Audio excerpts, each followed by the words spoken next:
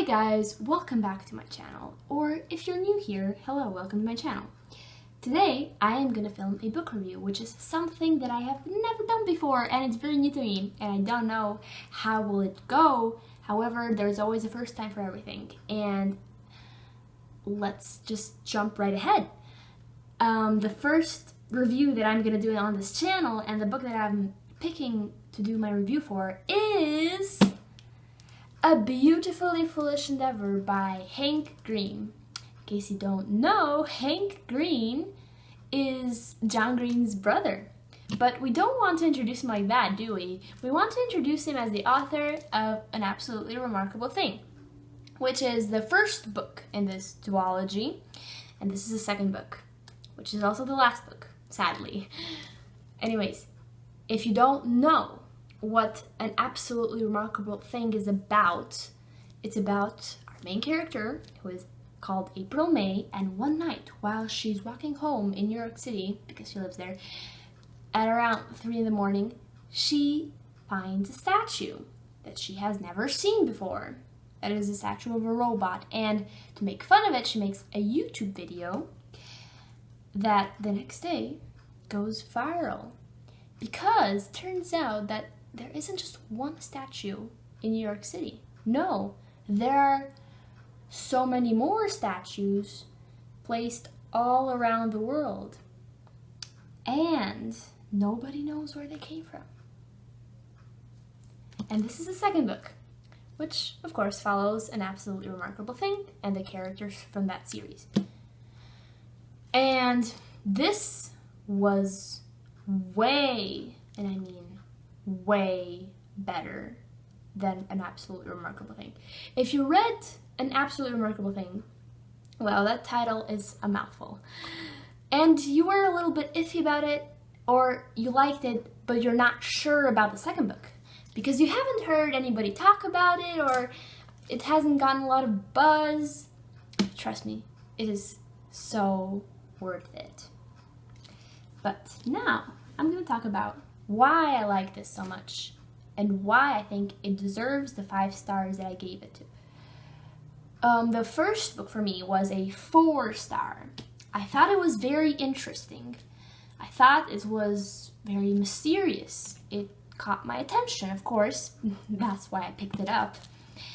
And I liked the direction it went. However, it wasn't anything mind-blowing to me.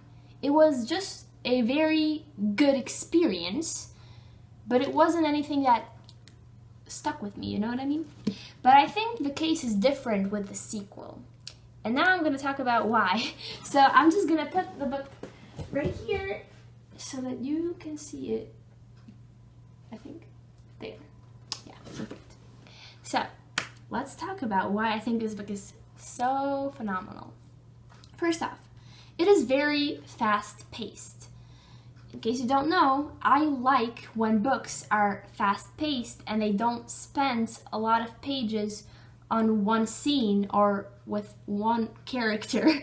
I want a lot of movement, I want things to happen quickly, and I want it to just go with the flow. I don't like it when there are paragraphs and paragraphs of lyrical writing and descriptions. I'm looking at you, Game of Thrones.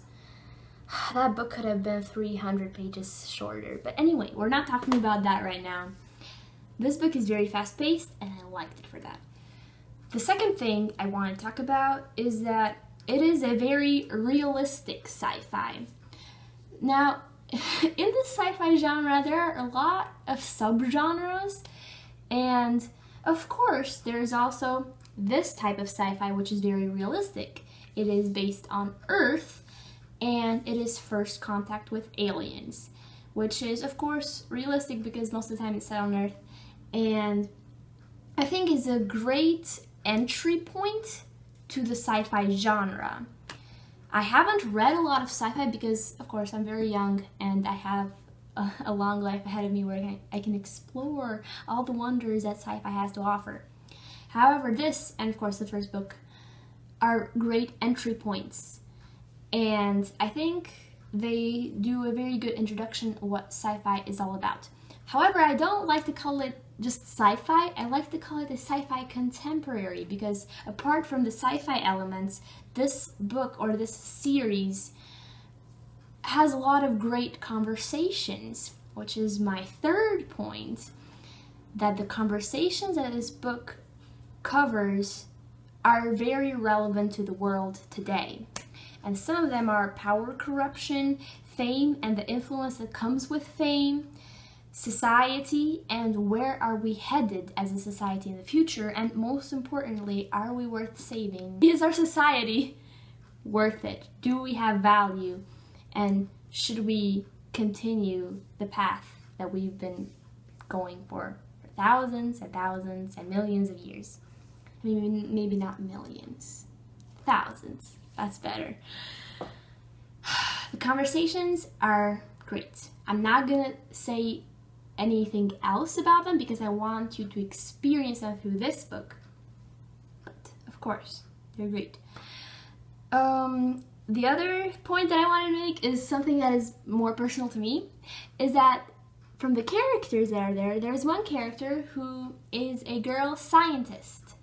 And as I have noticed as a reader, the scientist of the group is always a boy, and I don't like that. But this book had a scientist girl, and as a person who is going to study science in university next fall, next August, which is coming, it's pretty close, I like to see that, because I know there are a lot of girl scientists, but as a society, there's that stereotype that, oh, the smart people are only the guys, the girls are not supposed to be smart, which is a taboo or a stereotype that I don't like at all, because I myself am someone who likes science and likes to be the smart person of the group. And I really like that I got this from this book. From the first book, of course, but here we got her perspective. And great point, because I'm next going to talk about the POVs. In the first book, we get only one POV, which is, of course, the main character, April May. In this book, we get multiple POVs. And not only are they all great, but none of them is boring. Again, I'm looking at you, Game of Thrones. There were a lot of POVs in Game of Thrones that I did not care for. With this book, though, not at all. I cared about every single POV. And I was always excited for the next POV, because every POV is different, because every character here is different, and every character here has something to say. Every character has their own plot line that is equally interesting to all the other plot lines. And I adored that. Sometimes I have very bad luck with POVs, but this book definitely showed me that POVs can be done well, and Hank Green did that. The next topic is that I want to talk about the fact that it's a step up from the first book. The first book was great, but this book was, of course, as I mentioned, even better. And most of the time when we have a series, it's always the first book people mention. It's always the first book that people love the most. The rest people like, but not as much as the first. Well, in this case, the second book was way better. Way better. Highly recommended. I highly recommend continuing. Even if you didn't like an absolutely remarkable thing that much, please continue. It is so worth it. And even if a year has passed since you read, or 2 years have passed, just read a summary online. It will get you on track, because that's what I did. I read the first book in 2019, and now that the second book came out, I had forgotten a few things, so I read a summary on the internet, and it worked, and I was ready for this, and of course, I enjoyed it. Next I have, it's a great YA adult crossover, or what I like to call, it is a adult book, but with young characters. Now, I know that a lot of people are intimidated by the adult genre because, well, I don't know, because I've been reading adult since I was 14 and I was fine with it. I don't know why people are scared of it. Like, it's just literature, it's just words, okay? It's not that hard. However, I do understand. I've seen people that are indeed scared to pick up adult books. I'm encouraging them to do so because this book is an adult book but with young main characters because they're all in their early 20s. And I know that's something that people seek out in books and often don't find, or they don't find the representation that they want. Well, I'm not in my early 20s. I'm still in my 10s. Is that even a word? I don't know. I'm 18. But this was great. I think it was a good representation of what 20-year-olds plus are like. So, I highly recommend it for that. And I think I mentioned everything in my list. Yes, I think I did.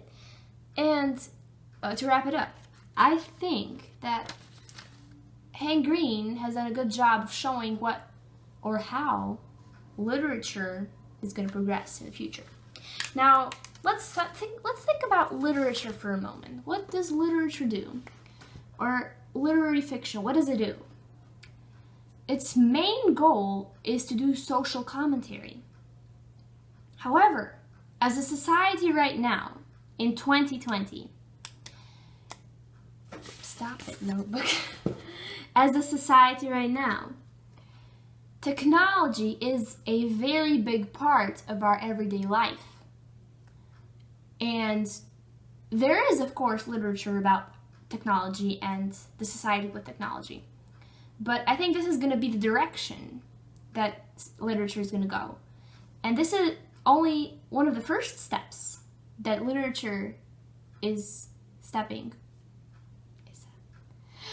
English is not my first language, I'm sorry. But yes, what I'm trying to say is that technology is a big part of our lives. So literature is going to comment on that a lot in the next decades, is going to be my prediction. And that is it. I just have to agree that Hank Green came through in 2020 and decided to save us all with this. Because it is truly amazing. And I hope you pick it up. That is all. Bye!